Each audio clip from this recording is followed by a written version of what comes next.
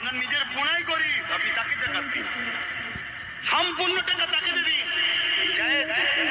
আপনার নিজের মামা, আপনার নিজের চাচা গরিব, আত্মীয়র মধ্যে কে আছে দেখুন, তাকে জাকাত দিন। কথা বুঝে আসছে?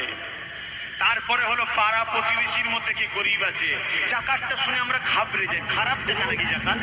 জাকাত হলো গরিবের সম্পদ, আপনার ওটা অর্থ নয়, এটা গরিবের অর্থ। আপনার টাকাতে আল্লাহ গরিবের পক্ষ শতকরা 2.5 টাকা লাভ দিয়েছে। জোরে বলুন সুবহানাল্লাহ।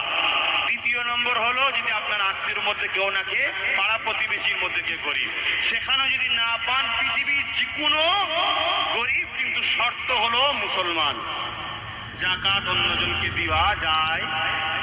আপনি ডবল টাকা, ভালো টাকা দিন, ইসলামে নিষেধ নেই, দান করলেন নেকি হয়, অন্য ধর্মের হোক, অন্য সমাজের হোক, যেই হোক, তাকে দান করবেন, ভালো জিনিস। কিন্তু জাকাত তো আপনার টাকা নয়, আপনি অন্যজনকে দেবেন কি করে? জাকাত তো গরিব মুসলমানের টাকা, আপনার কাছে রাখা আছে। কথা বুঝছেন না? বোঝে মশলাটা বুঝতে পারছেন তো? আর কি করবেন? মালদার হলে জন বয়সে হজ করুন, পুরো বয়সে যাবো এই স্বপ্ন দেখবেন না, জন বয়সে যান, হজ করে আসুন। বড়দেরকে সম্মান করবেন, ছোটদেরকে স্নেহ করবেন। যদি কেউ ক্ষমতার আসন পান, বারবার বলে যাচ্ছি, খবরদার, মানুষকে লুটবেন না, মানুষকে সেবা করবেন। শুনছেন? কারণ আমাকেও ভালোবাসে অনেক ছেলে, রাজনীতি করে, করুন, ইসলামের নিষেধ নাই, কিন্তু খবরদার গরিবকে লুটবেন না, জুলুম করবেন না, মিথ্যা কেস দেবেন না।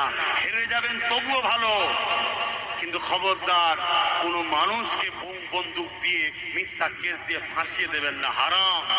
কথা শুনছেন তো নাকি? মনে রাখবেন, মানুষকে যদি সেবা করেন, আপনি যদি এমন লিডার হন, আল্লাহ আপনাকে আরশে আজিমের ছায়া দেবে। জোরে বলুন সুবহানাল্লাহ। ভাইরা আমার, কাউকে যদি কিছু দিতে না পারেন, কারো থেকে কিছু কেড়ে নেবেন না, কারো দিলকে খুশি না করতে পারলে দিল ভেঙে দেবেন না। কথা বুঝে আসছে? আর একটা কথা, আমি একটা সংগঠন চালাই, ফুরফুরা শরীফ আহলে সুন্নাত ওয়াল জামাত। দীর্ঘদিনের সাথী আমার, মৃত্যু শিকারী, অনেকদিন ধরে করে। অতএব অনেকে এখন আমার ভাইয়ের দিকে সব চলে গেছে, সত্য কথা, যান, আমার কোনো আপত্তি নেই, ভালো লেগেছে করুন, কিন্তু আমার যে ধর্মীয় একটা সংগঠন, এটার দিকে একটু খেয়াল রাখুন। কথা বুঝছেন না? বুঝেন? যারা নামাজি, মুসল্লি, আলেম উলামা, হাজি সাহেব আছেন, আসুন না, ধর্মের সেবা করবেন না? আপনারা আসুন, আহলে সুন্নাত ওয়াল জামাতের সঙ্গে জুড়ে থাকুন। বিশেষ করে ইমাম হযরতরা, বাপ ভাই, একটাই কথা বলি, কোন বেঈমানের কাছে গিয়ে নবীর গোলাম সম্মান পেতে পারে না। আসুন, নবীর ঘরের বাচ্চার সঙ্গে সম্পর্ক রাখুন। আল্লাহ যদি দিন দেয়, আপনাদের ইজ্জত সম্মান ইনশাআল্লাহ সব পূরণ হবে। বলুন ইনশাআল্লাহ। ইমামদের ঘরে বিশেষ করে বলছে, আসেন, কোন বেঈমান আর মুনাফিকের কাছে গিয়ে সম্মান পাওয়া যায় না, এটা নিয়ম। আপনাকে কেউ যদি ভালোবাসে, রাসূলুল্লাহর জন্য ভালোবাসবে, আপনাকে কেউ যদি মিটায়, রাসূলুল্লাহর জন্য মিটাতে চাইবে। আপনার সঙ্গে অন্য কোনো সম্পর্ক নাই। কথা বুঝে আসছে? আসুন, আমাদের কাছে আসুন, আমার কাছে, আমাদের নয়, আমার কাছে আসুন। কেন আমাদের বলবো না বাবা? আমাদের বলি না, আমার কথা বলছি। তো ভাইরা আমার, এগুলো করবে। শত শেষ কথা, ঘুরতে ফিরতে, উঠতে বসতে রাসূলুল্লাহর উপরে বলুন, বলুন, বলুন।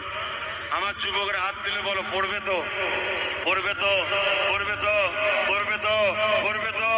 আল্লাহ তোমাদেরকে দেখো কিভাবে পরিবর্তন করে দেয়, কিভাবে তোমাদেরকে আল্লাহ দুনিয়া আখিরাতে শান্তি দেয়। দেখো, পড়ে দেখো, দরুদ পড়তে কষ্টই নেই, মনে মনে পড়বে, আল্লাহুম্মা সাল্লি আলা সাইয়্যিদিনা সাফিয়ানা নবিয়ানা হাবিবানা।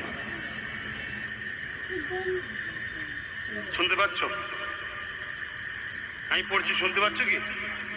ঘুরতে ফিরতে পড়ো, কেউ জানতে পারবে না তুমি কি পড়ছো। কথা বুঝে আসছে? মনে রাখবে, আমি যা কিছু কথা বললাম ইসলামের জন্য বলেছি, যা কিছু কথা বললাম ইসলামের জন্য বলেছি, রসুলের জন্য বলেছি, আল্লাহর জন্য বলেছি। এখানে ক্ষমা টমা চাওয়ার ব্যাপার নেই। কথা মাথা ঢুকেছে? আসুন, আল্লাহুম্মা আমিন। আপনার মধ্যে আত্মীয়